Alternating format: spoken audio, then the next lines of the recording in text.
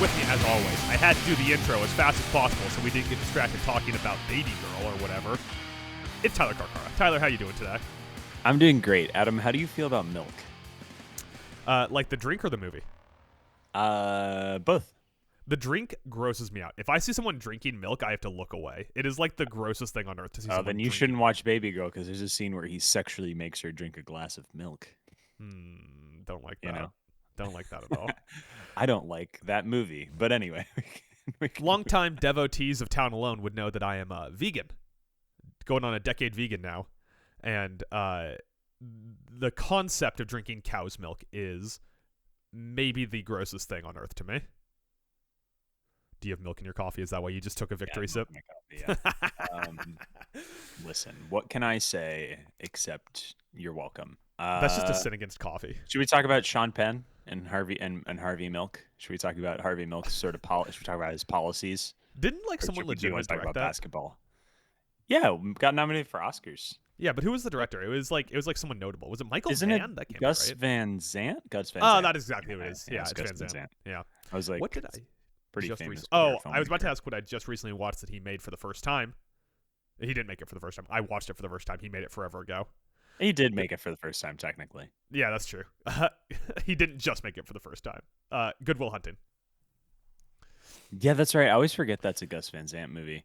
Yeah. Have I ever told you we can't do this? I'll give you one story, and then we'll move on to basketball. Give me one story, one. and then we can talk about basketball. Have I ever told you the story about the guy? And I went to Boston University for film school. The guy who works there who claims that he's responsible for Good Will Hunting being good. No, you haven't. What is this story? So this guy, God, I wish I could remember this professor's name. He's probably retired. He was really old. Mm-hmm. But there was a time he was like in a punk band when Kenmore Square had like a huge punk scene, like a really famous. Excellent. You know when people will know about the history of punk and they're like, you don't know about like Minor Threat, sex, whatever. You know, they're like this punk band that released 2 albums and was really important in Minor Threat magazines. Yeah, like that type of stuff. He was in a band 22. Like that. Okay. God, I wish I could remember his name. But one time he was like, Tyler, have I told you a story about how I saved Good Will Hunting? And I was like, no, tell me about how you saved Good Will Hunting. He taught the directing class at BU. He was the directing professor. And he was like, yeah, so I'm the guy who convinced Matt Damon and Ben Affleck to take out the CIA stuff. Because famously that movie, like there's a whole CIA subplot. Yeah, that they had in the movie that Matt Damon ends up in the CIA, and supposedly this guy in the 90s, he's just like a gad about town. Also, the filmmaking community in Boston is very small. All the colleges, it's all connected. Everybody knows each other. And apparently this guy says that he convinced Matt Damon to take this CIA subplot out. I don't know if I believe him because I think there's like 5 people who say that they were the people to do it. My assumption is Matt Damon sent the script around and everyone went, maybe take out the CIA subplot. Yeah, exactly. Like 7 people said that to him and he was like, maybe that convinced me. I was kind of hoping this to be a Justin Timberlake in the Social Network thing. Like he'd be like, they were going to call it The Good Will Hunting. And I said, lose the. Lose the. It's cleaner. Yeah. Just Good Will Hunting. Anyway, you want to talk about Mark Williams? I don't know. We'll get to Mark Williams. We'll talk about Mark Williams later. Yeah, okay. Mark Williams is involved in this in some level. We are a basketball podcast this week. Usually we are a hockey and basketball podcast. Well, we used to be a hockey and basketball podcast. Now we're alternating a hockey and basketball podcast. I think this is a hockey and basketball podcast. It's just never at the same time. Yeah, it's never at the same time. It's the same feed, but it's never at the same time. Once the season's over, I'm going to make Mike do a weekly hockey podcast, and he's going to hate me for it. That's powerful. Yeah, I have an iron grip over talent alone. I can just make so you know, if podcasts. the Bears win this weekend, I will be on the Town Alone podcast. Okay, yeah, you're in. Yeah, sounds like a plan. I'm flying back on Monday, and we're doing the podcast that day, so I'm going to be in a weird headspace. All right. We got some news to clean up from the last 2 weeks. Most notably, probably, Trae Young was traded to the Washington Wizards. And since, do you know what he is averaging on the Washington Wizards? 0 points because he hasn't played? Yeah, he hasn't played. So right before this trade came out, here's what I think is the most interesting thing. And I'm it was CJ McCollum, we'll say Gilbert Arenas, and no picks. I don't remember what the trade is. I can pull it up. It doesn't matter. It doesn't matter. It's CJ expired. McCollum, Corey Kispert. That's Corey Kispert. It was expiring contracts for Trae Young, which means Atlanta just wanted to get him the fuck out of there. Here's my question about this. Oh, and I hit a button. Did I fuck anything up? No, we're good. Here's my question about this. Right before this trade happens, a report comes out that Trae Young wants to be traded to the Washington Wizards. I believe I sent that to you in our group chat with Yes. the caption, "This is the most embarrassing headline I've ever seen." So, yeah, my question for this is this like a situation where someone was going to get fired and they went, and like right before they got fired, they went, I quit. Like they came to Trae and they went, hey, listen, we have a deal to send you to Washington. And he's like, fuck. Let me just put out a statement saying I want to go to Washington really bad. So it seems like it was my choice. I hope that's what it is, Adam. I really hope that's what it is. But what I think it actually is that Trae Young doesn't want to be on a team where he's not allowed to take 20 shots. But he's not going to really play basketball for the Wizards, right?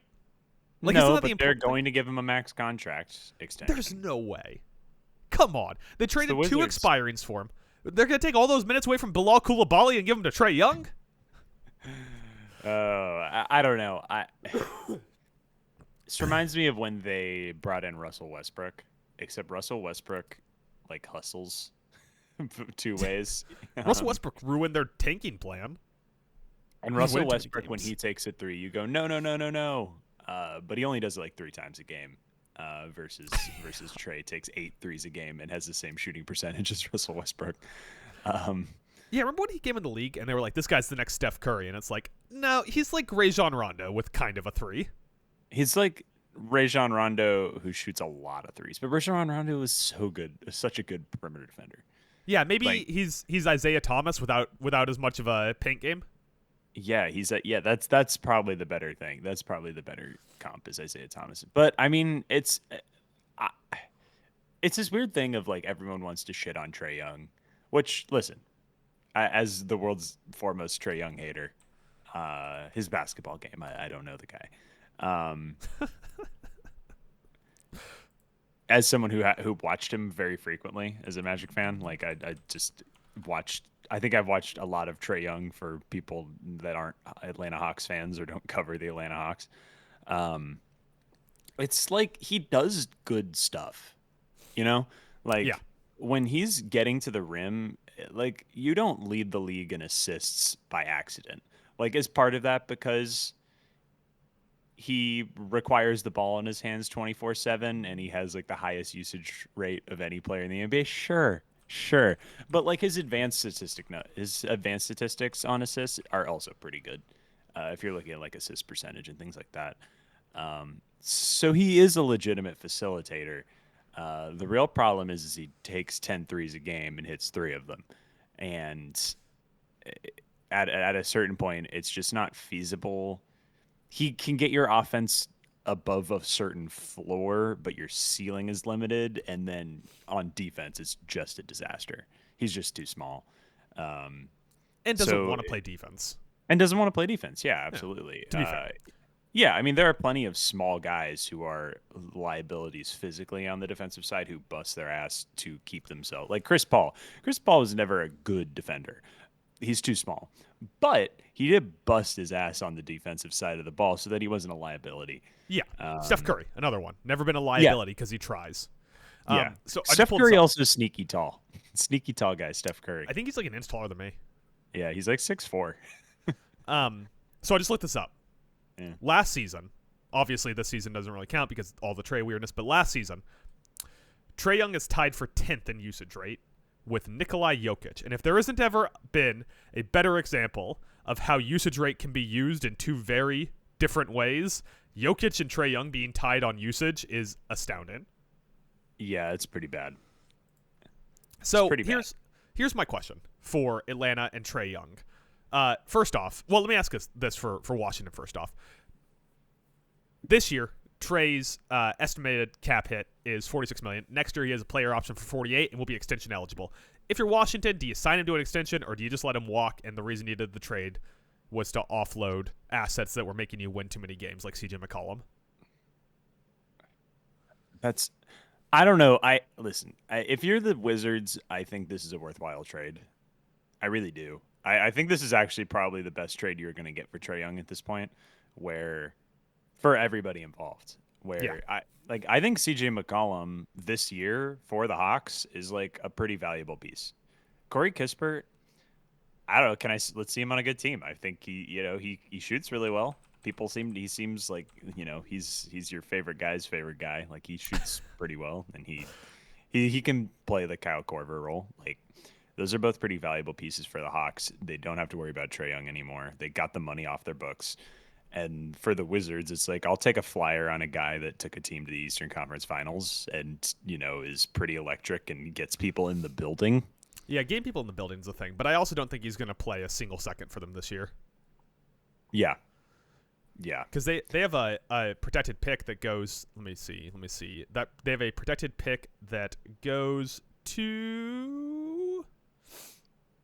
Top 8 protected pick that goes to the Knicks if they finish outside the top 8. So they definitely don't want to win any more games. Yeah, I do agree with that. So here's my Atlanta question. What is now the more kind of shameful organizational principle trade for them? Trading supposedly their cornerstone max contract guy away for CJ McCollum and Corey Kispert's expiring contracts in a season where they could compete for the East, or trading out of the Luka Doncic pick to trade Trae Young in the first place. Oh, that's tough. Yeah, the Hawks sneaky bungled the last 5 to 10 years, despite the fact that they're not all time bad. I don't know. That's tough. Yeah, I mean, how many teams have had Luka and gotten rid of him? Yeah, technically, Luka's been on 3 NBA teams now. Yeah, I'm curious to see how that plays out in the long run. If Luka doesn't win a title, do these franchises go back and be like, see? Well, Dallas is about to take their cornerstone piece they got from LA in that trade and flip it to, I don't know, Milwaukee for Ryan Rollins and a second. That would be nightmarish. Flip him to Milwaukee for Giannis. I think that would kind of defeat the purpose. Although maybe is there any chance Giannis plays? I don't know what to tell you. Is there any chance that that the Milwaukee GM is as high on Anthony Davis as Nico Harrison was? As Nico Harrison was, yeah. That's a great question. Just get a few pictures of Giannis drinking beer. Yeah, then, exactly. Yeah, they'll have to trade him away for Anthony Davis. They'll Anthony have to Davis trade him away. He has, exactly. Just Giannis put on like a little pudge, Yeah. Like you don't have to be, just don't be ripped for the next 2 months, or just keep booing the fans. I might do that too. Yeah, keep booing the fans. Remember when Giannis was like a guy everyone liked, and they're like, "Oh, what a great guy! No issues there. We love Giannis." Yeah, losing ruins everything, doesn't it? Yeah, it really does.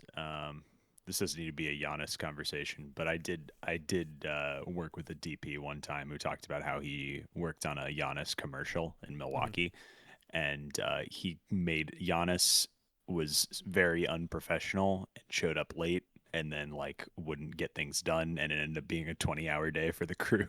Jesus Christ. Yeah. How many times have you heard a story about a player who was getting a commercial shot and did it efficiently and professionally? It's probably just Steph Curry, right? And LeBron. I would guess those are probably the two. I would guess Curry and maybe like Tom Brady. I bet Pat Mahomes is pretty. I bet Mahomes is probably like the guys who feel astoundingly PR trained. I feel like probably do it professionally because they just don't want a bad rumor out there. Like Tom Brady, the last thing he wants on earth is anyone to go out there and have like a Tom Brady's a dick story. Yeah. So I bet like when he's making those Pizza Hut commercials, he's there like early, nice 6-hour day, got his lines memorized or whatever for him to go Pizza Hut. Pizza Hut. Yeah. I'm sure it took him all day to memorize those. I don't want to make generalizations, but in general, as someone who serves famous people at a fancy restaurant in Los Angeles, in general, athletes are usually the rudest famous people. Yeah, they get famous too young. They get famous too young, and on top of that, I think there's like I think in order to be like a really good athlete, you have to be kind of a dick. Yeah, like that's just kind of something I believe. Um, so like, there's something there as well. So, do with that information what you will. Not every athlete. I've served a couple very nice athletes, but like for the most part, they're the most annoying to deal Yeah, with. Like, shit, I got Lakers in tonight or whatever. I feel like that would be why it'd be like nice to like serve Alan Rickman or something, because he got famous when he was like 39. So he had to have almost 40 years of being a normal dude and then got famous. Yeah, I mean, and even other super famous people, like they have the same mentality. Like actors, they think doing a podcast here, guys. Can we stop honking? God damn, unprofessional. Unprofessional. Giannis is out there driving a car behind you. Yeah. But like even like someone like Jay-Z was really nice, but like he's so famous that he just like I'm sure he's just like I don't want any stories about me being an asshole. Like Yeah. give me that bottle of wine that you suggested. Sure, I'm sure it's fine. Like just stories about him cheating on Beyonce. Did he ever do his like, laugh or say Hova when he was ordering? Okay, I'll give you my Jay-Z story, and then we gotta keep talking about basketball. So we have this dish called the Hot Rock, which is such a scam. It's where you cook steak. Like you bring. Why would I go to a fancy restaurant and I cook the steak? It's an Instagram dish. We bring out a super hot rock with the fancy expensive Wagyu, and you cook it at the table or whatever, right? So we got that for Beyonce. Okay. And because she's all about lean protein when she's on tour. And me too, Beyonce. Me too. Yeah. And Jay-Z is like, let me cook that for you. And he like picked it up and he flipped it on there and it sizzled when he put it on the rock and he looks at her and he goes, Chef Hove. That's my best celebrity story. That's pretty good. That's pretty good. That's pretty good. That just makes me feel joy inside. Yeah, that was pretty good. That was pretty good. But let's talk about someone who is unprofessional. Joseph Morant, as his full legal name is. His name is actually just Ja, right? Yeah, it's just Ja. Yeah. Do you think like? Nah, never mind. I'm not gonna get into it. I'm not gonna speculate on Ja's name. That feels what like do you think's going on here, Adam? I'm so confused by this Ja thing. I don't understand what it is. I think Ja Morant, kind of like we were just talking about, got famous really young and has been a prodigy since he was in high school and burst onto the scene as an enormously famous athlete as soon as he had the chance, and then he has fucked up every single decision he's made for like 3 straight years. Yeah, I don't disagree with that. I mean, he's just doesn't play basketball anymore. He does not play basketball. I was listening to a podcast where someone on it said, and my apologies, I can't attribute it correctly. It might have been the Kevin O'Connor podcast, which I'm not a huge fan of because Kevin O'Connor is kind of obnoxious. But anyways, he got weird. But the important thing is that on that podcast, the guy he was talking to, who might have been Kevin Pelton, but I'm not going to speculate once again, pointed out that he went back and counted, and to get 82 games out of Ja, to get 82 games that he has played, you have to go back to the 2022-2023 season. Midway through that to right now, he has played 82 games. That is not great, Jim. Yeah, Hollinger had the stat that he hasn't played 6 straight games since 2021 between suspensions and injuries. And now he got Taylor Jenkins, who I think was a very good coach, fired. He does not like Tommaso Iasola's scheme either. And he is now seeking a trade. His preferences are Miami and Minnesota, which if you can figure out how to make a Ja Morant to Minnesota trade work that doesn't involve Naz Reid, then more power to you. So probably Miami, but if Miami's not interested, which would be like a Tyler Hero for Ja Morant trade, I guess. I'd do that if I'm Miami, by the way. But like, Tyler Hero plays. That's the problem, man. Like Ja Morant doesn't play basketball. Okay, like, I guess but does he move the needle? He's like 22, 23 years old, right? Or 24 maybe? Yeah, he's young. He's young. So there's a chance this all gets solved, right? In 2013, we were all talking about how Steph Curry can't stay healthy with his ankles, and then suddenly he was. But like, if Morant continues to not play, he's just a complete sunk cost and he'll be out of the league in 4 years. Yeah, that is true. Listen, it's a risk, but like, yeah, I don't know, man. I don't know what to make of the Ja situation. It's one of those like we're just every now and then there's these situations where like you want to have a take, you want to have an opinion, Yeah. but like we're just a couple of schmucks, podcasting from our living rooms. Yeah. So like I genuinely don't know what's going on here. And if he doesn't get traded, that indicates to me that something is serious because teams aren't willing to take that risk, because this is a player who is incredibly famous. Like, you want to talk about butts and seats, Yeah. It's the him and Wizards LaMelo, traded for basically. Trae Young. It's him Yeah. and LaMelo. Um, you know, and two, at one point was the best player on a playoff team. Like Yeah. was at one point was a very good basketball player. Yeah. And Um, that's kind of the problem is like he doesn't play, sure, but also he's been bad when he did play this year. And you could maybe chalk that up all to situation. He is unhappy in Memphis and wants out of Memphis. yeah, But like his shooting percentage in the paint is the lowest in his career. His shooting percentage from three has never been good, but is still pretty low. He's averaging a career high in turnovers and a career low in minutes. yeah, he's just not hustling. He's Yeah. just not. He's just not putting in the effort. And that's not to say there have been moments when he's played this year where you've seen that effort. There was one where he like dunked from the baseline earlier this year. Where I was like, oh shit, there's Ja. Ja's back. That's Ja. Yeah, he had 40 against Philly. Yeah. Yeah. It's not like there haven't been flashes of it. But it's so weird how him and Zion are paired in this draft or in that draft because they're very similar players. Yeah. Ja had an earlier streak of success than Zion ever did, but still. Is that an all-time top 3 for you in your head?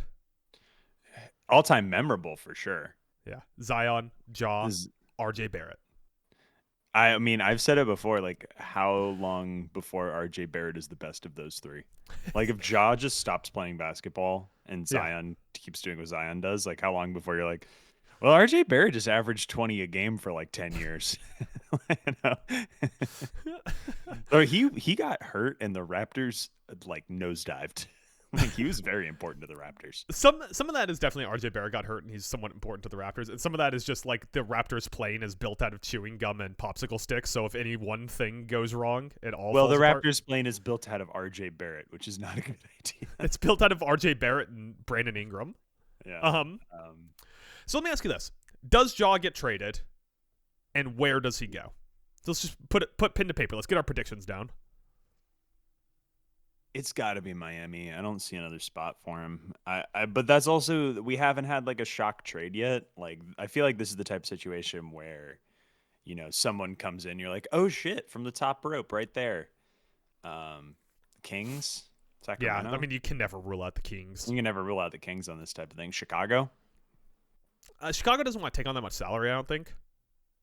Yeah, that's a good point. Ja, I have this written down for another segment we're doing in a little bit. Ja's making 39.4 this year. He has a few years left.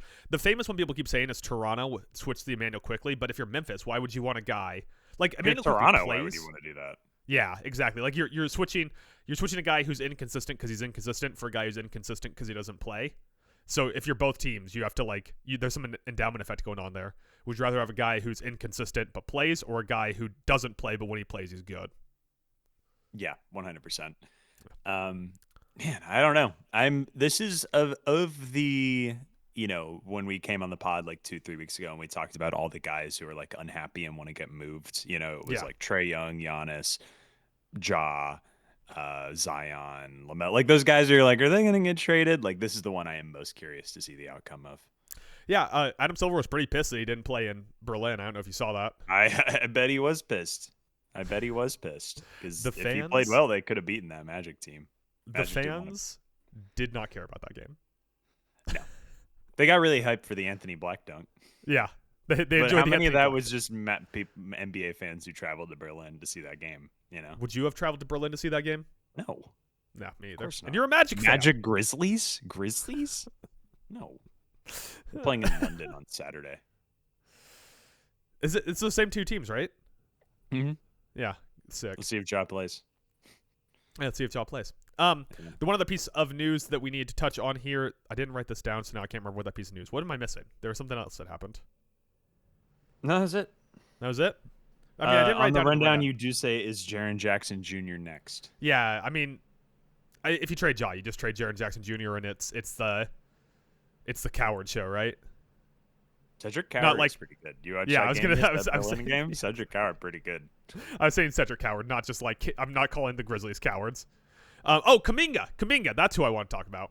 Oh yeah, for sure. Kuminga demands a trade from the Warriors, which to me, and I assume a lot of the NBA watching public, would be a lot like the President of the United States declaring that he now lives in Washington, D.C. It's like, there's a lot of things you could say about what's going on with this person's life right now, but I kind of thought we already knew that one. Yeah, sure. Sure. Yeah. But Kuminga demands out. This has been the most these people should get a divorce, but they keep finding one reason not to relationship in the history of the NBA, right? Like, they signed him to an RFA tender, and I get there was no other money out there, and Kuminga looked for someone else to sign him or match that tender, and Golden State wasn't going to lose it for nothing. But now he's demanding out $29 million on an expiring contract. It's just because Golden State is a smart organization, and they're like, this guy was a top 10 pick, and he has shown flashes of being like, Andrew Wiggins or whatever. He was their leading scorer against the Timberwolves. Yeah, he's good. He is good in stretches. So they're like, oh, we're not going to give him up for nothing. Like, we're not a bad organization who will just move off a player when it's not going well for anything. So they just keep hanging around. And then when it goes well and his trade value is up, they're like, why would we trade him? This is kind of exactly the guy we need. Yeah. And then it stops going well, and they're like, ah, shit. he's still here, and now his trade value is bad again. It's one of those, like, that's the funny thing is, like, he's the guy, he's exactly what that team needs. Like, good Kuminga is the guy, is what I would want on the Warriors. They need like an athletic wing. Yeah, who can push people around in the paint, and that's exactly what he can do. I don't know why this has just never worked out. I know that, like, Kuminga kind of like freelances and doesn't play basketball the way Steve Kerr wants to play basketball, and it's just like bound to not work out. Yeah, but what are you even going to get for him? Ooh. Anthony Simons? Does that move the needle for you? Do you want Anthony Simons? Is he like in a package for Ja Morant? You already have Buddy Hield. Buddy Hield, the Anthony Simons of Golden State. Yeah. I don't know. It's like Zion. Yeah, I mean, sure. Kuminga and Jimmy Butler for Zion. Who says no? I mean, probably Jimmy Butler. But yeah, I mean Jimmy Butler also. But yeah, I mean, I don't know what you do with Kuminga, man. He's 22.5 this year. He's 24 on a team option next year. He'll be 24 years old next year. I assume whatever team trades for him wants to extend him, probably not at the price point he wants. We end up in another standoff, and the club picks up his option, and he walks the next year to get, I don't know, $16 million from Utah. Yeah. Do you think he actually gets traded? Kuminga Ace Bailey minutes is going to be crazy. I think so, because like I said, the Warriors are a smart organization. They know it has officially reached its end at this point. And they're going to be like, all right, well, if we can get the equivalent of, the Trae Young, CJ McCollum trade, if we get a guy who can play rotation minutes this year, they're going to try and pull that trigger, even if it's basically nothing, Yeah, is there a big they can trade for? Who's like out there on the center market who's actually for sale? Nurkic? I keep bringing up Nurkic. You keep bringing up Nurkic. He's the only center that's available.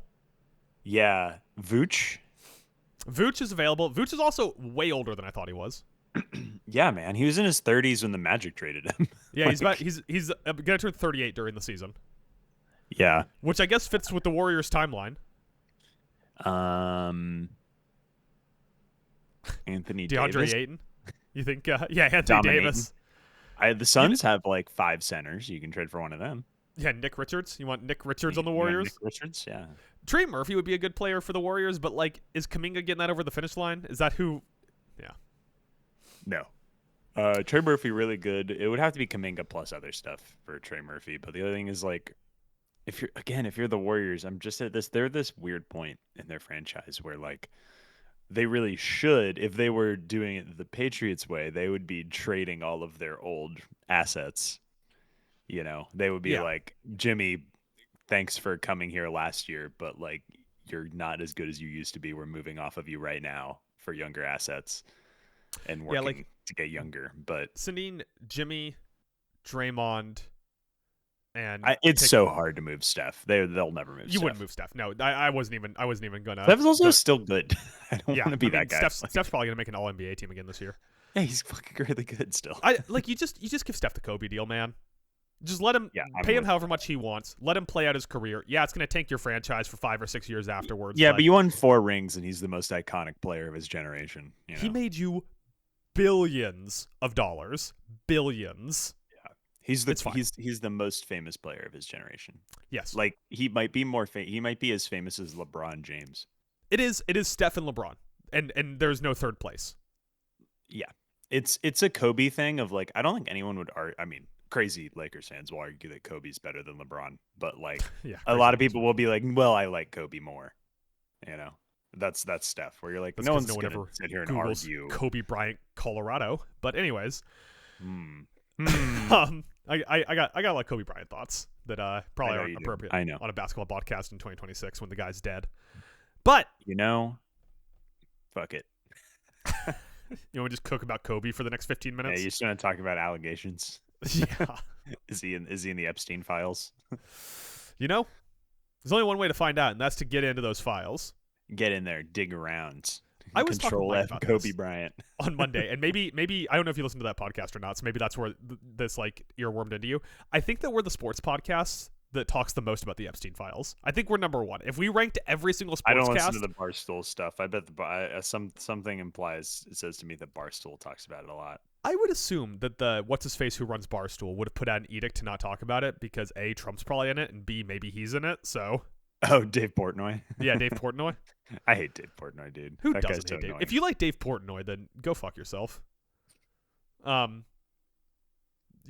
talk about some people who probably don't love Dave Portnoy. The Phoenix Suns, who I choose to believe also don't like Dave Portnoy. Anti-Barstool Phoenix Suns. The anti-Barstool Phoenix Suns. You know what I hate Dave Portnoy the most for is his pizza stuff. What pizza stuff? You don't know about he goes around, he rates pizza, okay, but like on his criteria, and it's like what? affecting how likely it pizza. Is to sexually assault a woman. We can move on. That was a good button on that. Yeah. Screw Dave Portnoy. That guy sucks. Yeah, that guy sucks. Stop sending pizza. videos when you're in bed not wearing a shirt. You're busted in the face, dude. Yeah, you're chopped. Chopped? Should we just go out to Barstool? Should that be our new thing? I would rather go after Barstool than like other stuff. Have you ever seen like the Fox Sports ads where they're like, wake up with Barstool, and it's like this activates this part of your brain. Yeah, that commercial for the Fox Sports like trio with Colin Cowherd and whatever else is enough to make me wish that I had never been born. It is the worst commercial out there. It sucks. It's so funny that you're like, we know you're a smart sports watcher, so we know that you like to listen to Barstool and Colin Cowherd, and I'm like, guys, what are we doing here? Yeah, they're like, I understand the appeal of both of those things, but none of that appeal is related to smart takes. Yeah, like, don't get me wrong. I don't think this is like Hollinger and Duncan. Baskey, I'm talking about. I don't think it's like Hollinger and Duncan. Like, I don't think we're out here being like cap geniuses, advanced analytics gurus, having access to second spectrum. Yeah, we're not grinding tape, Yeah. I gotta be honest, like I'm not watching 2,048 games a year or whatever. Yeah, but exactly. But like at least we're not going on there and just going, is Kevin Durant the worst player in the West?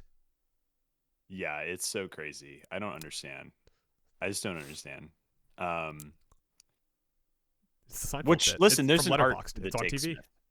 Yeah. Which here's the thing, there's some Take Smith stuff, there's an art to that, and I get it, but it's also ruining society. It is that ruining energy. Society. Yeah, is ruining society because it exists everywhere now. Everybody wants to be Stephen A. Smith. Everything is Take Smithery or gambling lines. That is all sports coverage in 2026. Yeah, and that is related to everything else that's going on because everything else it's going well. It is a direct Everything's line. going great. It is a direct line from gambling getting legalized in New Jersey to the United States buying Greenland. It is a direct line, 1-to-1. Yeah, I feel similarly. Let's all move to China. That's its own can of worms. Everything's going great. We go live in Sweden. Yeah, that seems like the one place they got it figured out.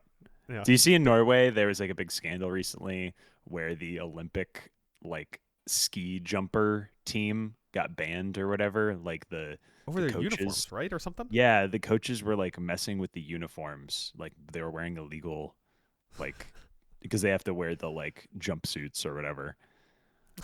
How are they So messing with it? I Are don't they, know. I'm like, hanging how? their dick out of it? Yeah, like how is it? It's more aero. How do you make it more aerodynamic? I don't. Get Yeah. it. I mean, like, unless they added, like, a rocket booster to the back of it.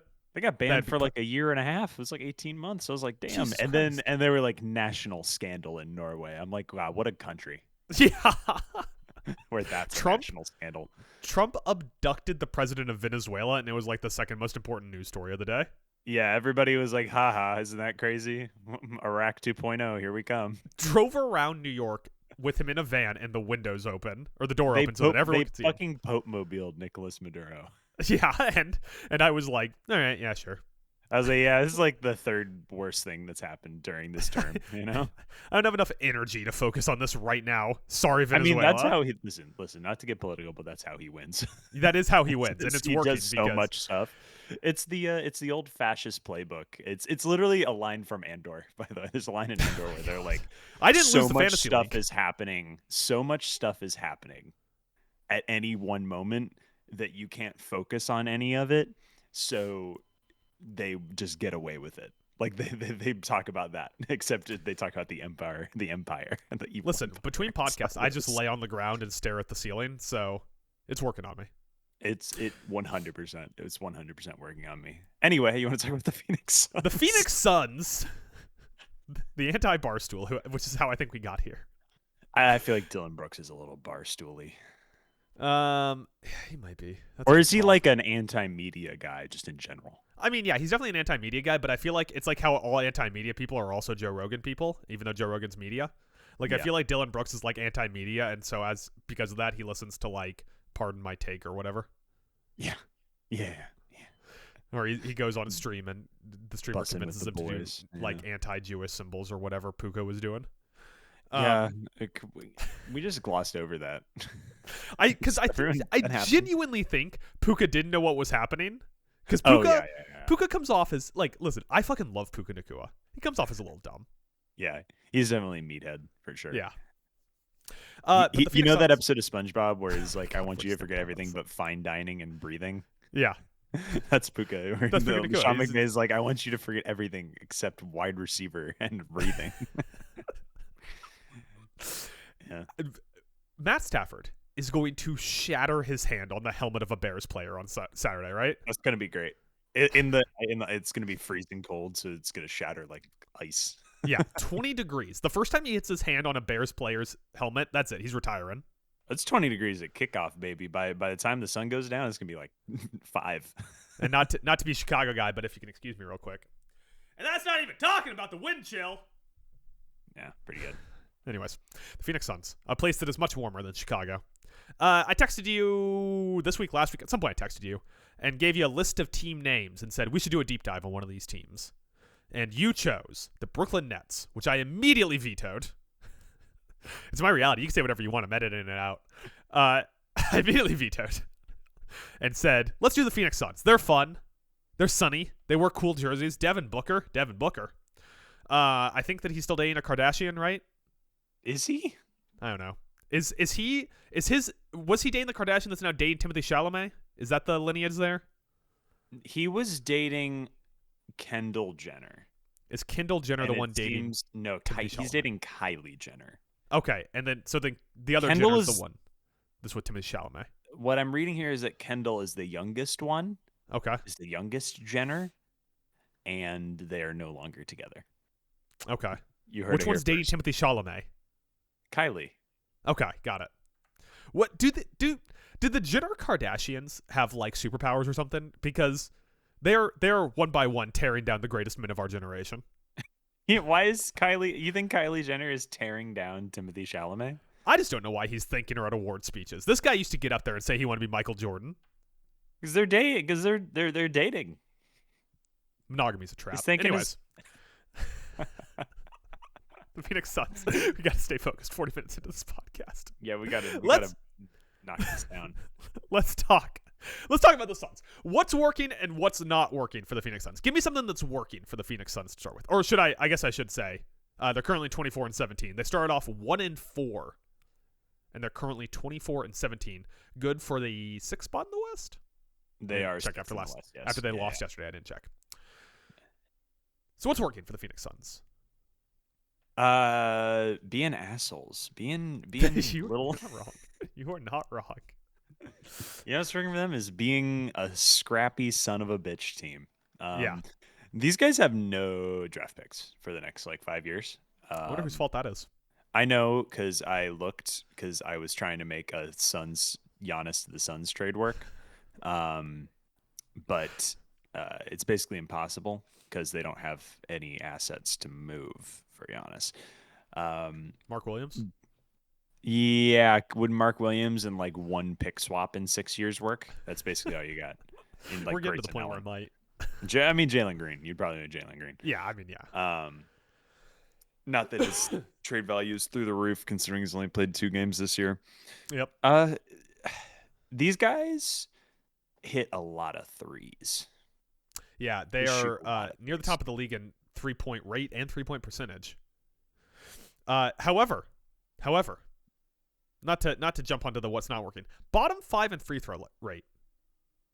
Yeah, not getting to the line. They don't not getting to the line. They're not forcing the free line. throws. The only person that goes to the line on the Suns is Devin Booker. Yeah, everybody else is taking jump shots. I mean, and that's kind of how this offense runs. Is it's Devin Booker getting into the defense, and then you've got Royce O'Neal and Dylan Brooks and whoever else, Grayson Allen and Colin standing Gillespie. around. The Colin Gillespie erasure. Sorry for the Colin. Jordan Goodwin. Classic. Osu Ryan Dunn. Ryan Dunn is hitting more threes this year. We're just naming guys at this point. Yeah, I mean, listen, this segment about the Phoenix Suns or not. By Ryan Dunn hitting more threes, I mean he's at 31% instead of 20. So, but yeah, they take a lot of threes, make a lot of threes, and it's just Devin Booker cooking. I love Devin Booker, dude. I don't know if this has come up a lot on the podcast before, Often. But he is one of my favorite players in the league. The crazy thing about Devin Booker is I couldn't tell you what makes him such a good player just from an X's and O's perspective. He's not a freak athlete. He's not outrageously big. He's not the most knockdown 3-point shooter, although he's having he's a 33% career 3-point shooter. Yeah, but he just gets to his fucking spots, hits shots, and goes to the line. He's Chris Paul. Chris Paul. Exactly. He's tall Chris Paul. And he's not the same passer as Chris Paul, but he's averaging around 7 assists a game. Chris Paul. Doing this in the background. He's about, and it's his time with Chris Paul when Chris Paul was in Phoenix is to me the most fundamental. It's like Paul Newman and Tom Cruise in The Color of Money, where Tom Cruise just learned all of Paul Newman's tricks and then put his own spin on them. Love the cross-sport comparison. Yeah, of course. That's what I'm here for. That's what you brought. That's what you'd pay me for. That's what I pay you for. These Chris Paul, Devin Booker, Paul Newman, Tom Cruise comps. What a sentence. But yeah, he just does lots of wily veteran shit, which that's the thing. He's a wily veteran. He's 29. He's been around. I know it's crazy to think about it, but yeah, he's a wily veteran at this point. He's in the peak of his years in the NBA, and there's a lot of Jordan Autage going around on this team. A lot of drive and kick, was on the Cavs last year. A lot of taking 3-pointers, we talked about. Not hacking on defense, playing disciplined defense. They switched to zone a lot more often than I was expecting. But all of it is kind of cycling around the heliocentricness of Devin Booker is still just doing Devin Booker shit. He's just doing it better and with more spacing because the Suns are hitting threes instead of twos. So everyone's not just crowding the paint. Devin Booker, only 2 All NBA teams in his career. That's more of a statement on the quality of teams he's been on and the quality of player in the league.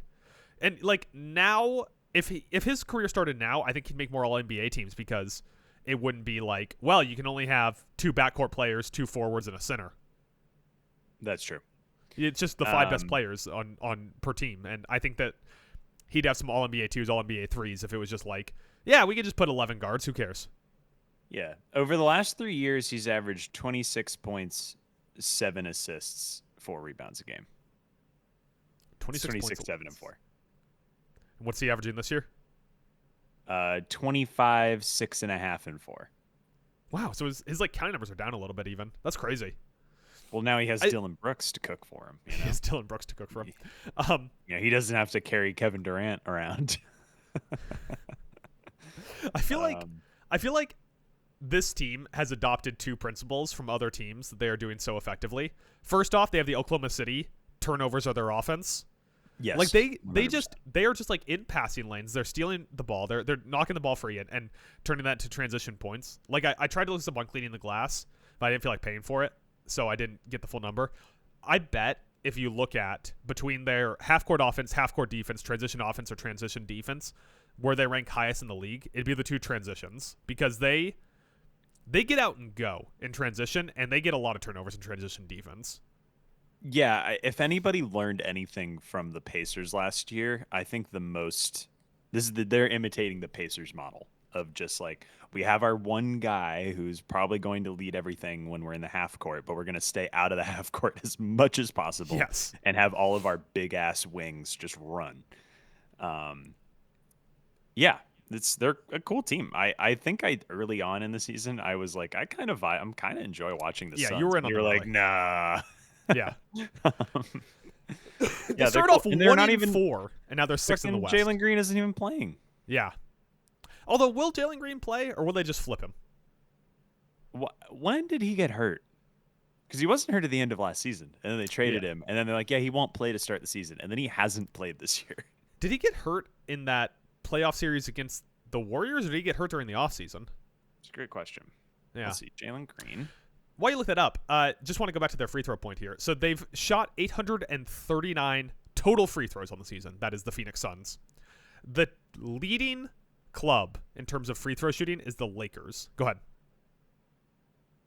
You figured it out? No, keep going. I was young. Okay. I'm reading this article on Yahoo Sports. The leading team in terms of free throws shot in aggregate is the Los Angeles Lakers. How many free throws do you think the Lakers have shot if the Suns have shot 839? Say that again. If the Suns have shot 839 free throws, how many have the league-leading Los Angeles Lakers shot? I don't know, like 8 billion. Yeah, 8 billion is the number. Yeah. 1,056 free throws. So they're about 200 free throws. Wow, we're the Lakers. We never get calls. I'm LeBron. I never get calls. Sorry, I hate the Lakers. I was watching a Philly game, and Embiid just like Euro stepped through the lane, and no one did anything, and he missed a layup and got a whistle, and I was like, God, it must be so nice to be Joel Embiid. And despite the fact that you're on the downswing, just get a whistle because you missed a shot. It kind of cooked my magic last week, though, to be fair. It's almost like we're going to talk about that game later. Yeah, I know. Yeah. Did you figure out Jalen Green's injury? It's a weird it's a right hamstring strain. Mm-hmm. Sure. But he is in the final stages of return, so he should be back in the next month or so. What a sports sentence. He's in the final stages of return. My next question I had for you about the Phoenix Suns. Yeah. Are they overperforming? Hooked on phonics. Hooked on phonics Suns.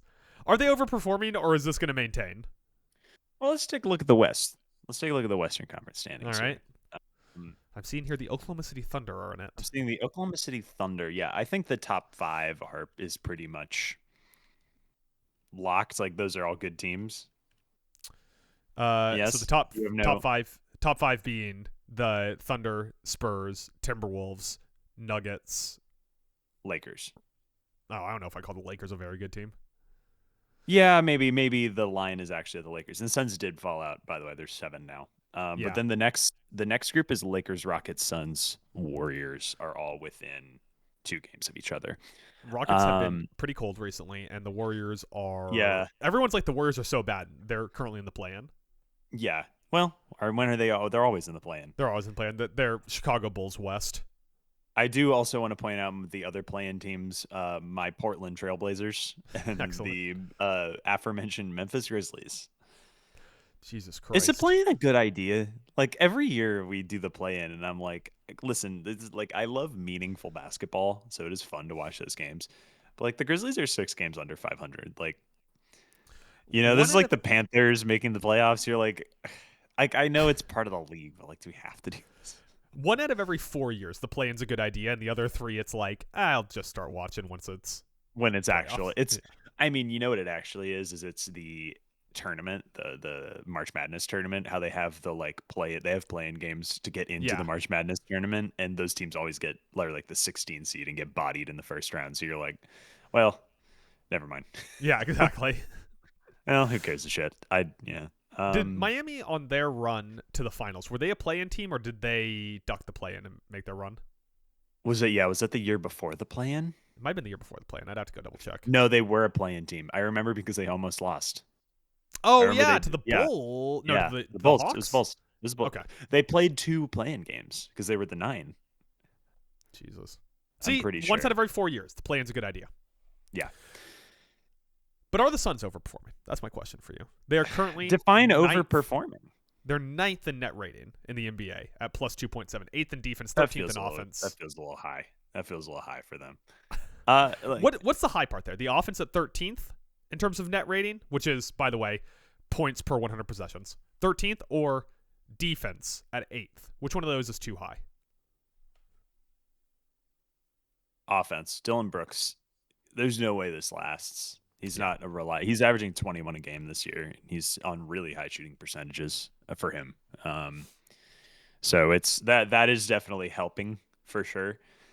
But I wouldn't say the team as a whole is overperforming. If they are a play-in team, like let me put it this way: if they're in the 7-8 play-in game with the Warriors, you'd be like, yeah, sure, I'm 100%. The next options are the Trailblazers, Grizzlies, Clippers. Like, obviously, I think they're better than those teams. Yes.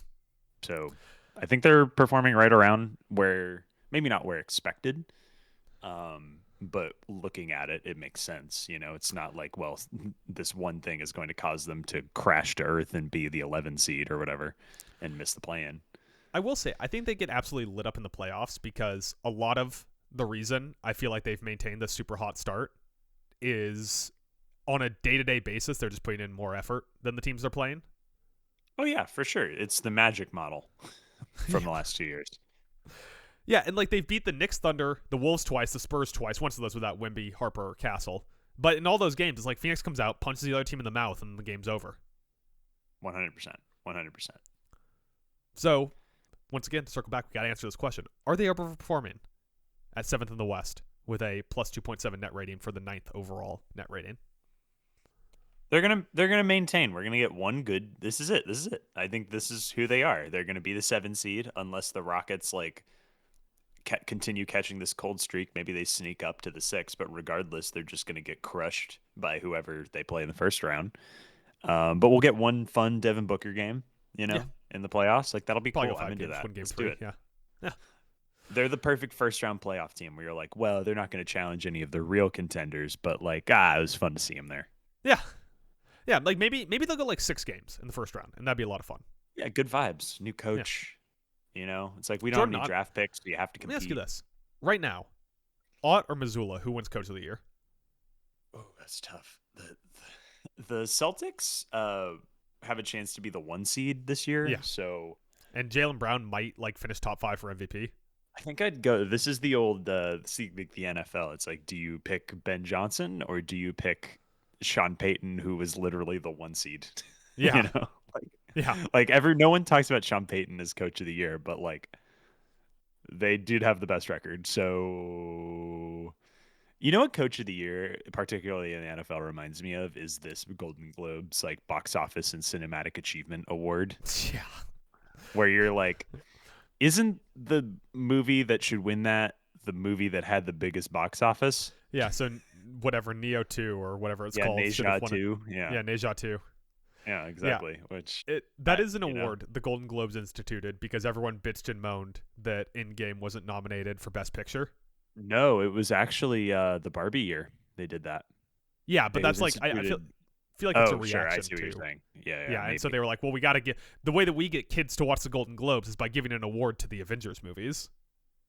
Yeah, but they're not real movies, so we can't actually nominate. Like Sinners getting that award was so embarrassing for the That is Golden Globes, embarrassing. dude. That's Yeah. so embarraing. Yeah. That's so That like that's such an insult. I I early in the year, my one battle after another, in the sense of I kind of became the counterculture guy on it with Sinners because I didn't like how the movie ended, or I should say Yeah. I liked how the movie ended. I didn't like the fight scene on, and I don't know how we got off on movies. Anyways, and that Golden Globes, them giving that award, made me flip, and I was like, fuck it, I hope Sinners wins Best Picture at the Oscars. I Sinners kept falling down my list of best movies of the year as I saw new stuff, and then I rewatched it like 2 weeks ago, and I was like, "Oh no, this might be the best movie." It's a pretty good movie. So anyway, Man of the People, Tyler Carcara. man of the people, man of the people.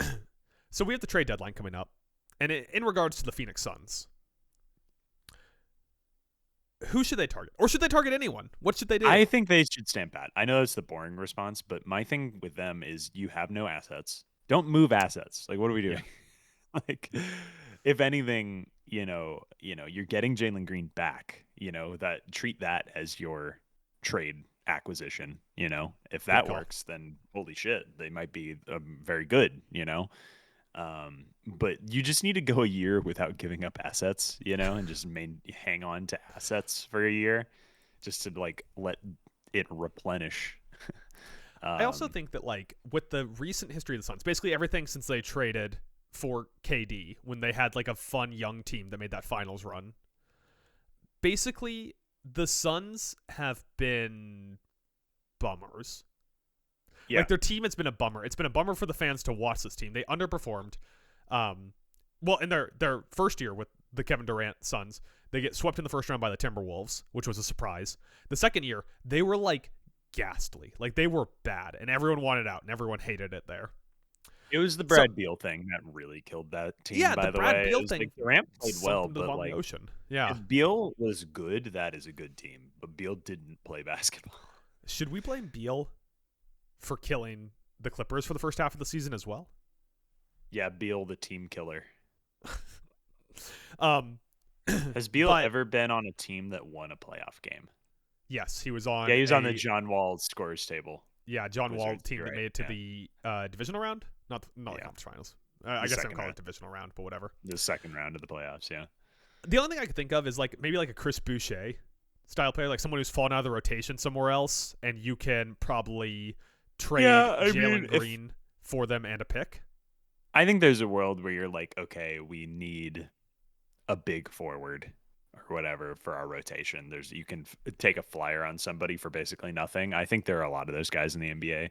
Yeah, but I don't think you move actual money for money or assets for assets. I think in this, it's like they don't have much to give up, and what they kind of stumbled into.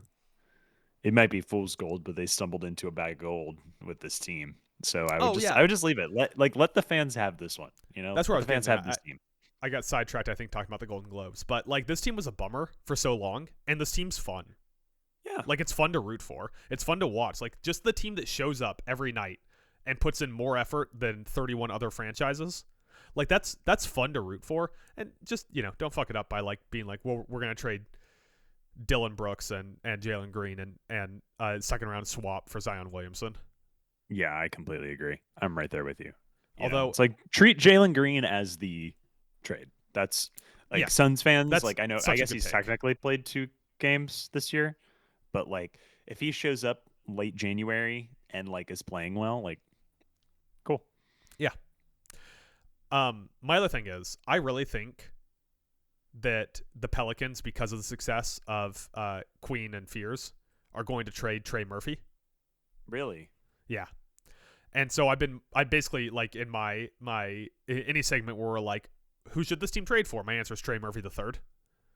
Like if Phoenix can find a way to not have to give up any future assets and get Trey Murphy, That's a pretty good move. And he fits kind of the tenor of this team. Threes and defense. Yeah, makes sense. My last thing for the Suns, for our Suns deep dive, a little game we play around here called Favorite, Least Favorite, Overrated, Underrated, which we did not steal from another podcast that doesn't use it very often anymore. We did not steal it. I don't know what podcast you're referring to. You do not know a podcast, which makes the bit even funnier. It's whenever Mike's here, I always say that he's like gets a chuckle. You legitimately don't know if I stole this or not.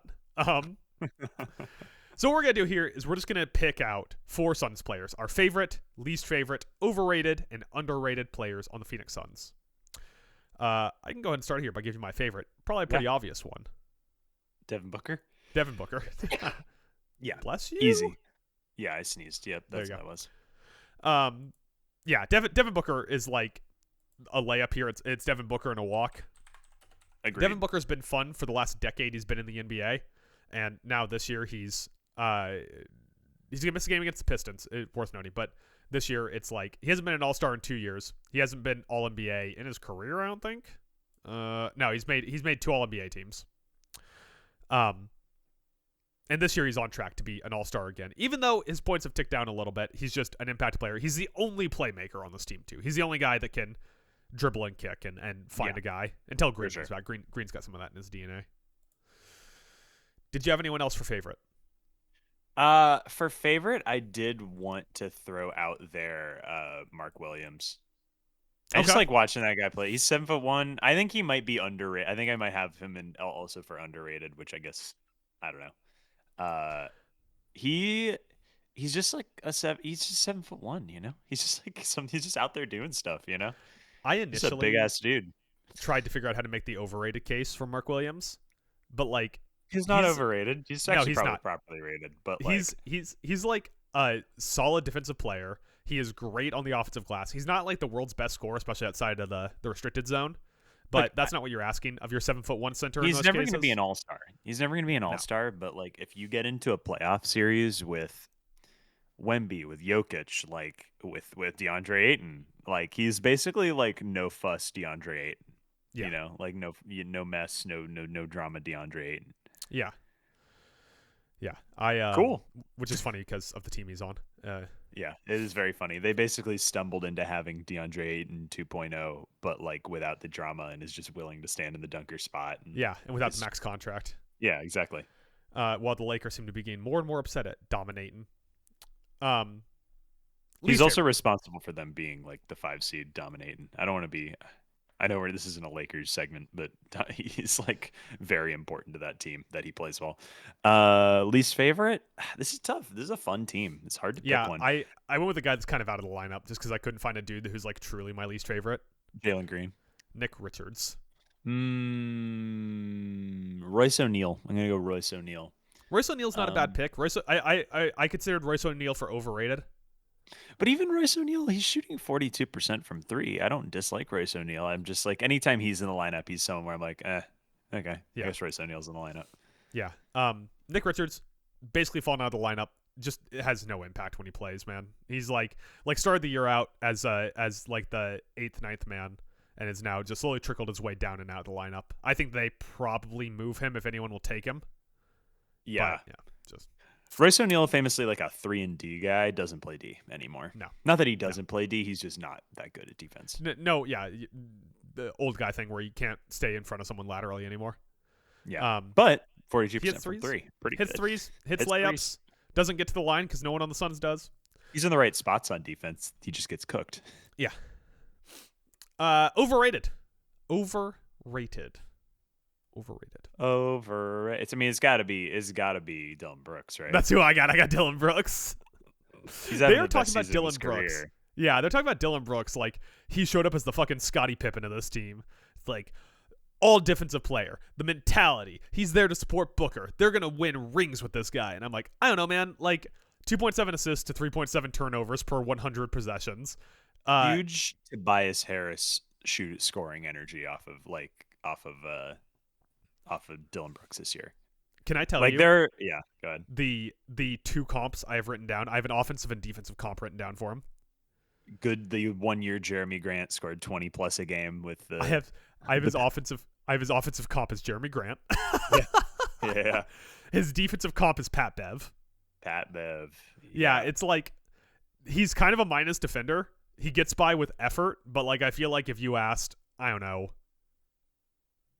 I think he does get in the head about Miller. half the teams. Like, again, he's a good defender against the bad NBA teams because all the young guys are like, oh my God, he's yelling at me. Yeah. But like any real offense is like, shut the fuck up. Like, I'll take it.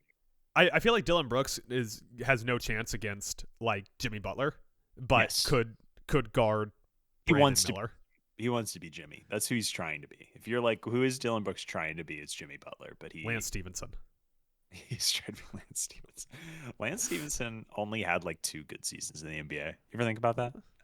I mean, not too far from Dylan Brooks. That's all I'm saying.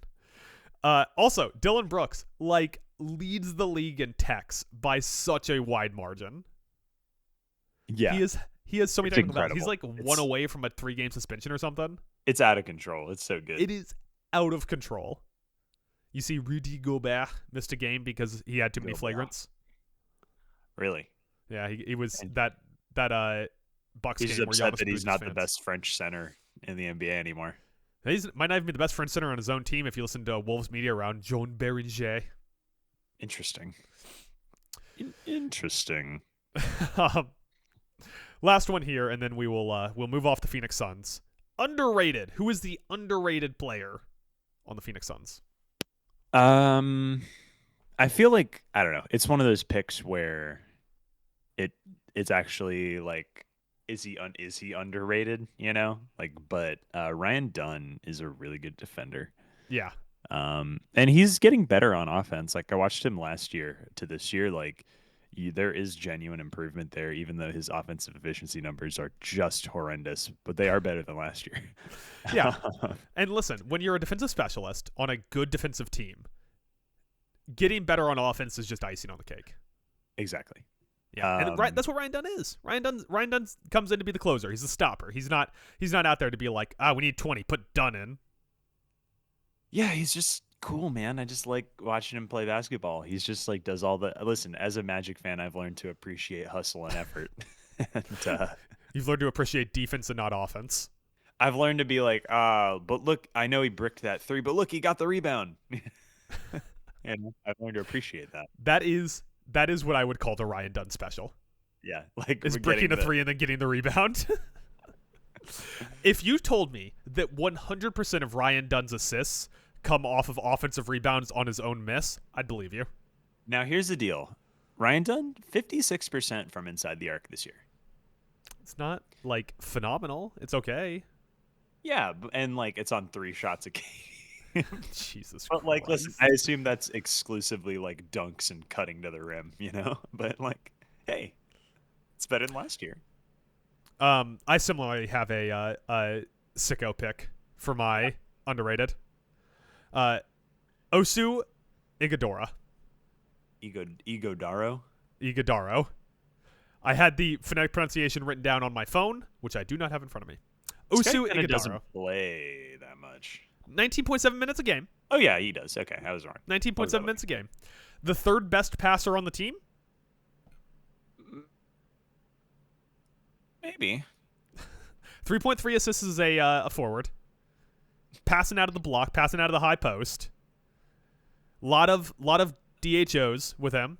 And, like a minor league plus defender, no one is talking about Ighodaro. And I was watching, and I was like, who's that guy? Oh, yeah, sure. He's good.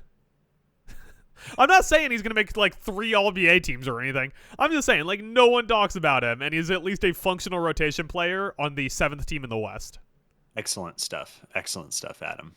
This is why people come to this podcast. This is why the podcast is going to take over Barstool, because I'm out here talking about the 9th man on the Phoenix Suns like he's underrated.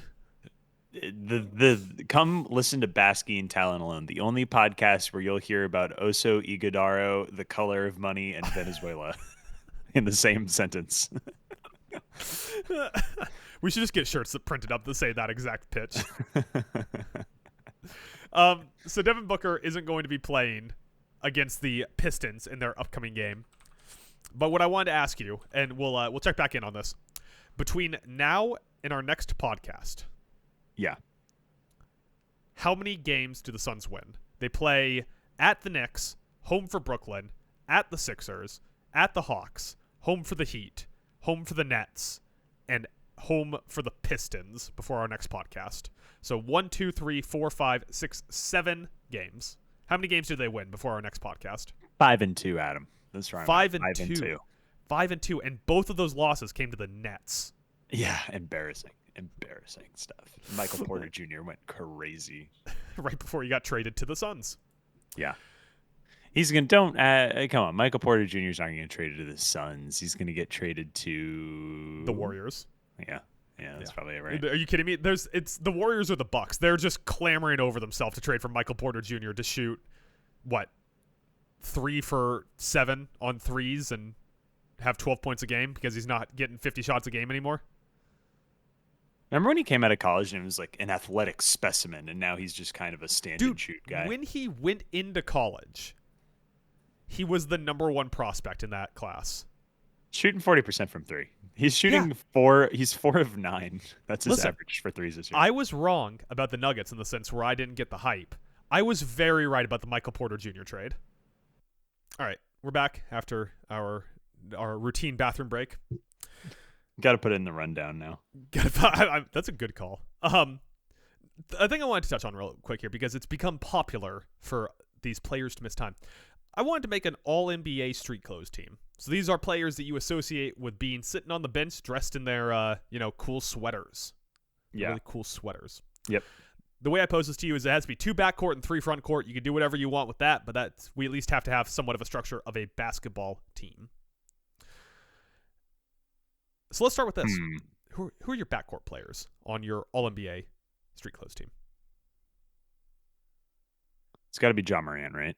Yeah, so I have John Morant as my... I feel like there's 2 no-brainers. I have 4 no-brainers and then 1, maybe. On my whole team, not just on the guards. Could I pitch someone for you? Yes. Brad Beal. I know he's kind of out of the NBA, basically. But can I tell you something? Yeah. I put LaMelo Ball as my other guard, obviously. Okay.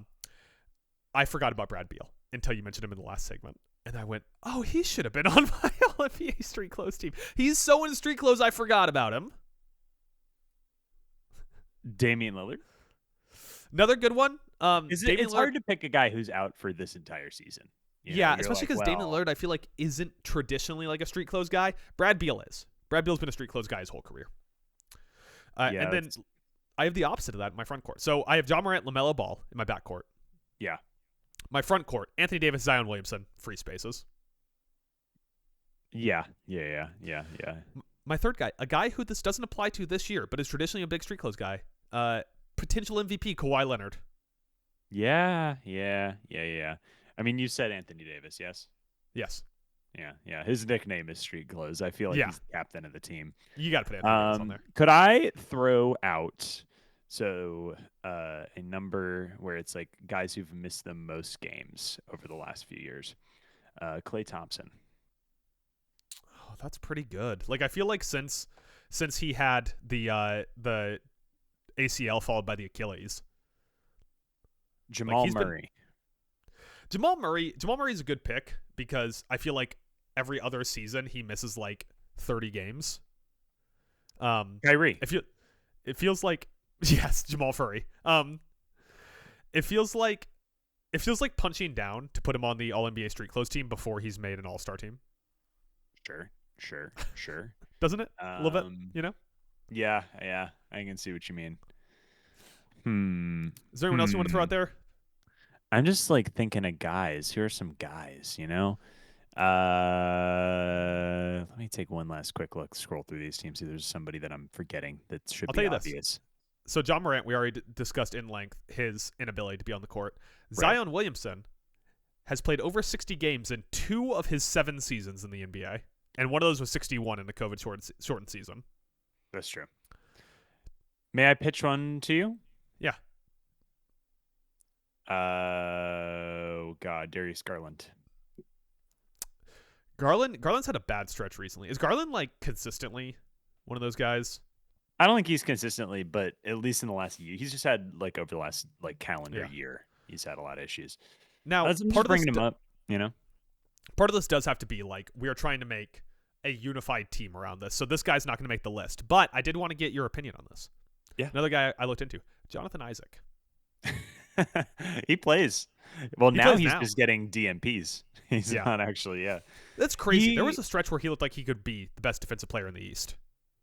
Yeah, I don't know what his deal is. He's a really weird guy. He's a weird guy, and he's a weird player. And when that team, their entire identity was like block everything.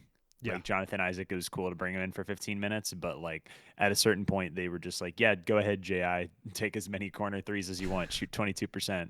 And like, as I think Jamal Mosley just got sick of it, so he stopped playing him.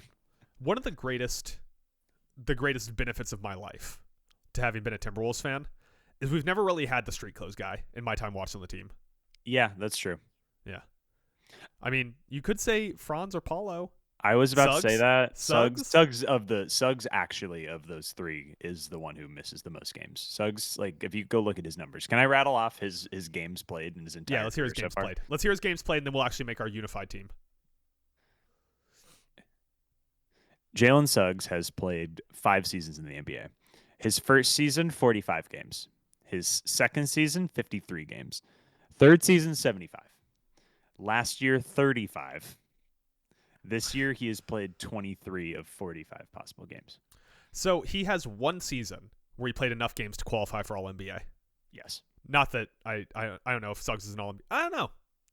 82 games of Suggs might be an All NBA 3 team. NBA guy. You don't think so? All team defense, all defense, second team. Yeah. The problem now that it's positionless, there's no reason to put a guard in all defense. Zach Lowe dropped to Franz Wagner as the best player on the Magic take. I think it might be Adam. I think it might be true. Oh my God! Why is this not the segment? Why are we not just doing a ranking the players on the Magic? Because I could do this segment every week. If you're the Magic, you trade Paulo now. Franz did not play super well in that game yesterday, but it was also his first game back from injury, so you know. Yeah, and he was in Berlin, so he was probably like nervous, jamming his face with all of his favorite foods that he doesn't get to eat in America or whatever. I'm so happy Mo Wagner's back. Mo is my guy. If I got a Magic jersey, I would get Mo Wagner. That's the dude. He was the only one who was up for that game. Everyone else was like half asleep, and Mo Wagner was like, "I'm playing my ass off in this one." Anthony Black was up over the Anthony rim. Black was way up. I mean? Some would say that he had a Renaissance painting. He was so up. Yeah. Boy, the Magic really hit a bunch of threes in that game yesterday. Holy shit. Okay, let's Paolo 4 for 8, Franz 3 for 4, Anthony Black 4 for 7. Paolo had a walk up off the dribble 3 where I was like, "See, Paulo, just do this, Paulo. Just do this." I'm not joking. If Paolo can get like 50% better at his jumpers, like he doesn't not to shoot 50%, but like half as better, not even a full mark, 150% of where he is right now. Yeah. Then suddenly he's one of the 10 best players in the NBA. Because that's his playoff numbers. When he's hit for whatever reason in the playoffs, people are like, "Oh, he's so good in the playoffs." It's just because he hit jumpers. Like all of a sudden, he hits jumpers in the playoffs. If he hits jumpers like he does in the playoffs in the regular season, he's a top 10 NBA player. I would just love if Paolo could figure out how to do offense off ball. Oh God, wouldn't it be the best? It'd be the best. It would be the best. Don't worry, he's their best rebounder. Can't do offense off ball either. Yeah. Anthony Edwards loves to just be like, "All right, when I get the ball, I'm going to do some shit." He's getting better. Paolo doesn't really play above the rim, unfortunately. He's too big. Like beefy. So we'll see. I love Franz. I really do. He's the best. I'm excited that he's back. I'm excited to see this team play together. Because you know who missed yesterday? His game was Jalen Suggs. Jalen Suggs still not playing. This guy, 3 guys still not playing together. Okay, All NBA Street Clothes team. Let's put together a definitive list. I'll tell you this. My team, John Morant, LaMelo Ball, Anthony Davis, Zion Williamson, and Kawhi Leonard, is not cap compliant because it would be $13 million over the second apron for those 5 guys.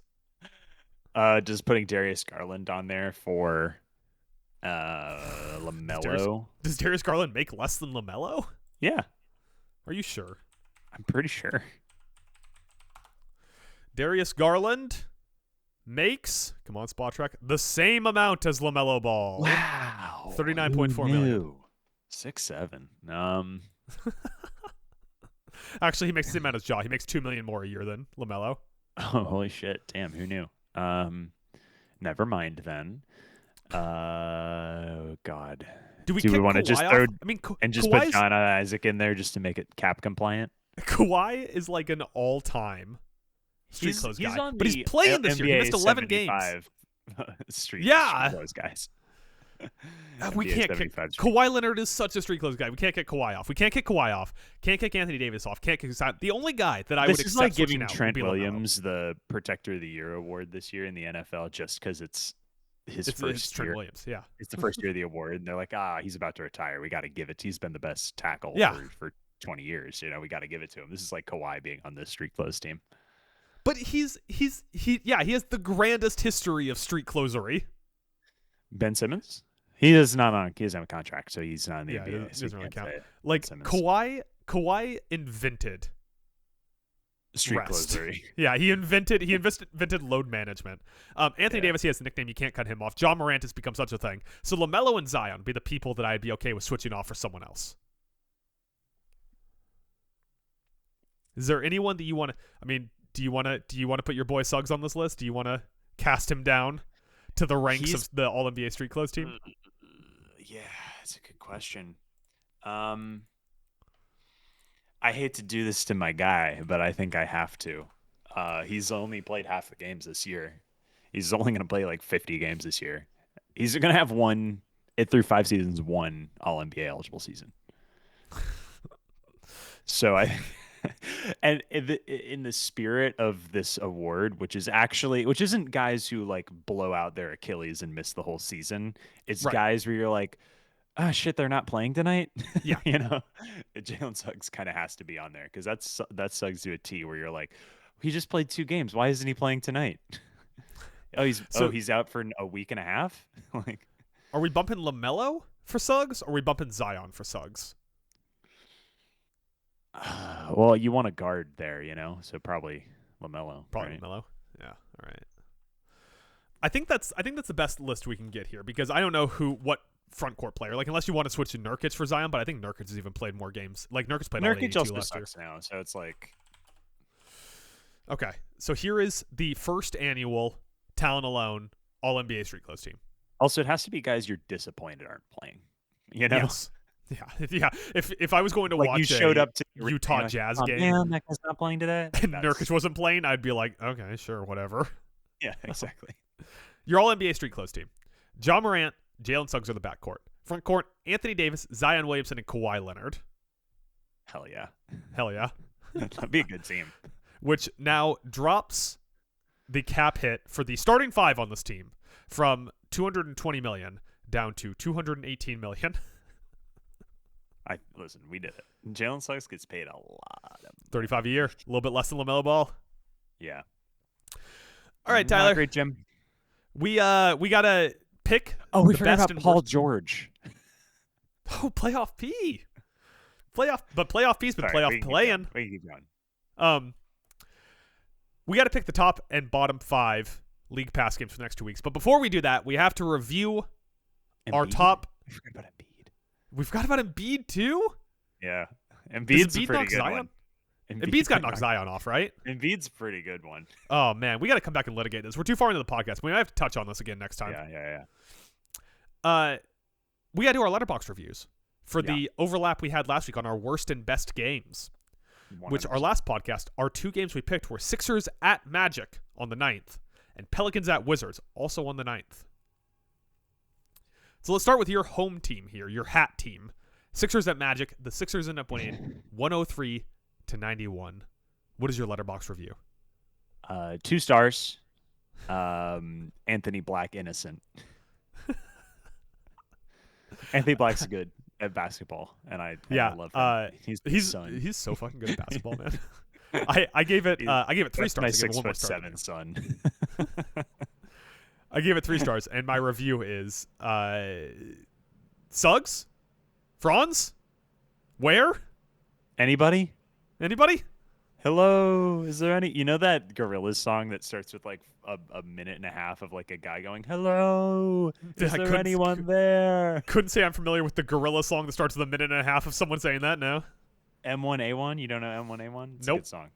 You should listen to some Gorillaz albums. That's a deep cut. we got to keep going because I got to be on an airplane before too long. Yeah, let's rip it off. Our worst game that we overlapped on, Pelicans at Wizards, which the Pelicans win 128-107.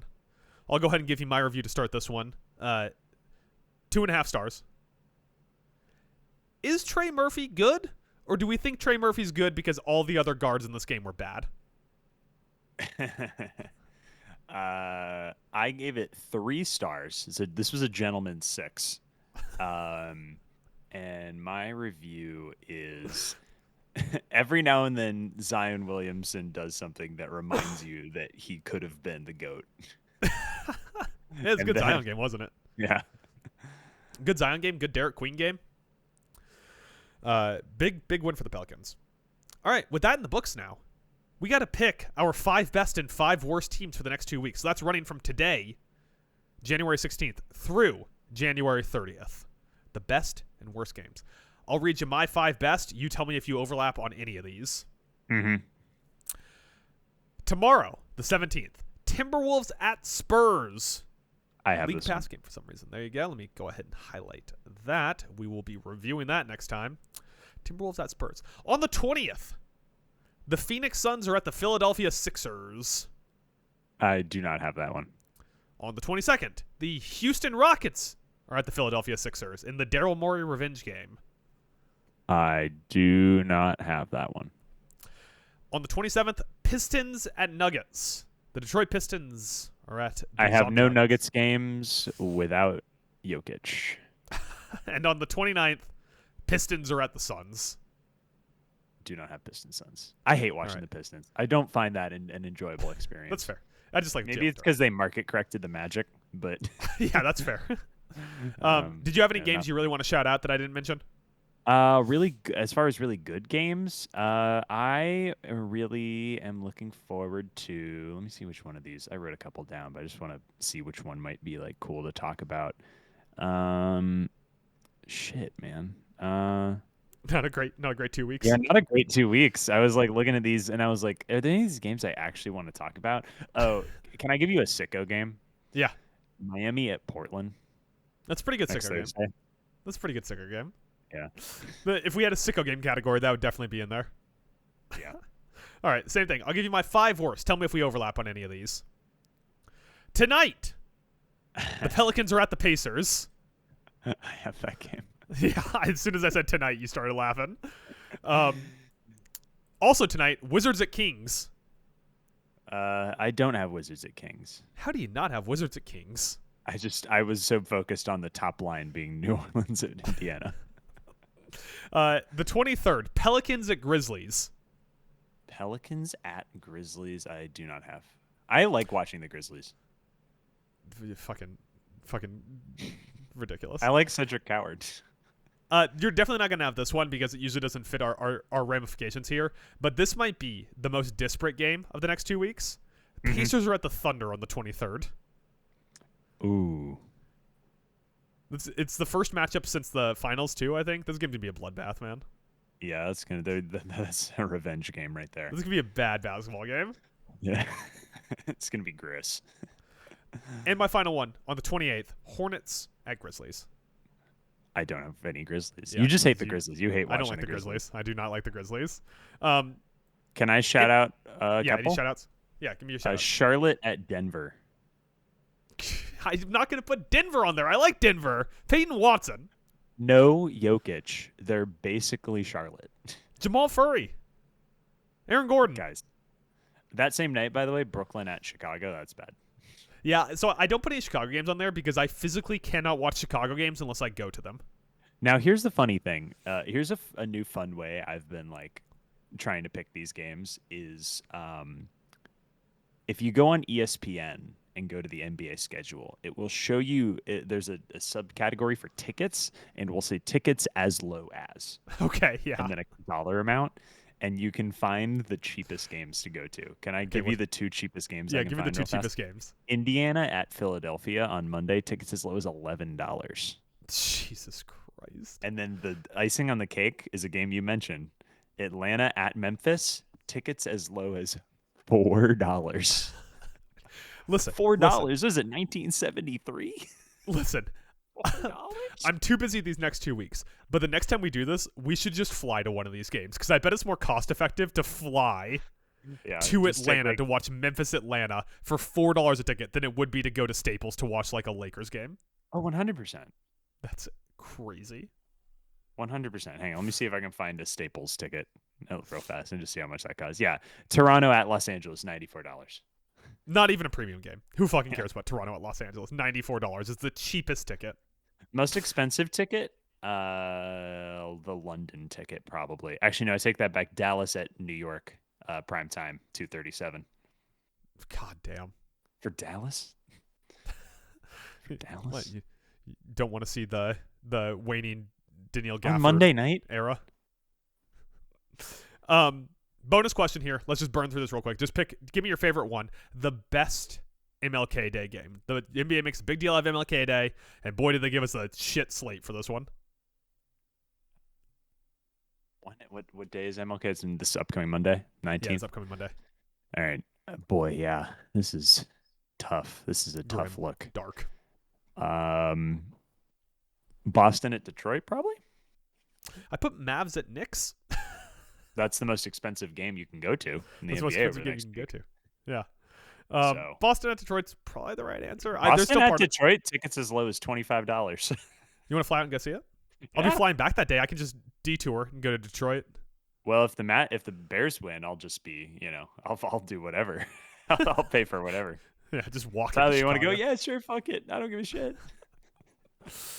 All right, that's all I got. You got any plugs on the way out the door? Any upcoming stuff you want to? Hey, keep an eye out for our yearly podcast, Hollywood Junior. We did our bracket. We're going to record this week sometime.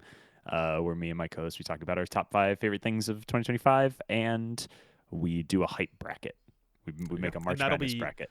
The link to your show on Spotify will be in the show notes. Or do you prefer if I link it to like Apple or I don't care. Tidal.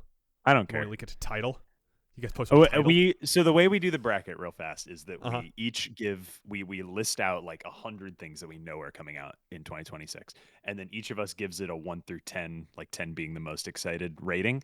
Then we average those out and sort that column, and the top 32 team things go in the bracket. Things that did not make it in the bracket: Avengers Doomsday. We're not. Didn't make it in the bracket. Damn, that's big. I know Neil was joking. He was like, we might need to sub in Avengers Doomsday just for SEO. And I'm like, oh, Neil, we release this podcast once a year. Like, who gives a shit? Shit for SEO. So yeah, click on the link in the show notes. I will say it's one of the better podcasts that comes out every year. Mind you, you put out 2 podcasts a year, but the definitely our best podcast. It'll be our best podcast in 2026. Easy. Well, you don't know that. You might have a really good year in review podcast. Yeah, that's true.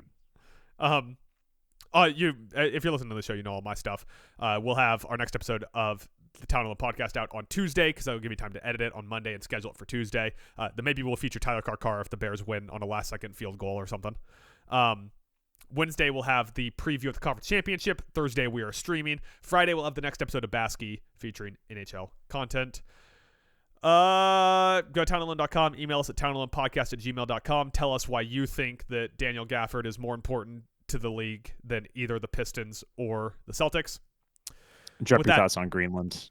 Let us know how much you think the United States should pay for Greenland.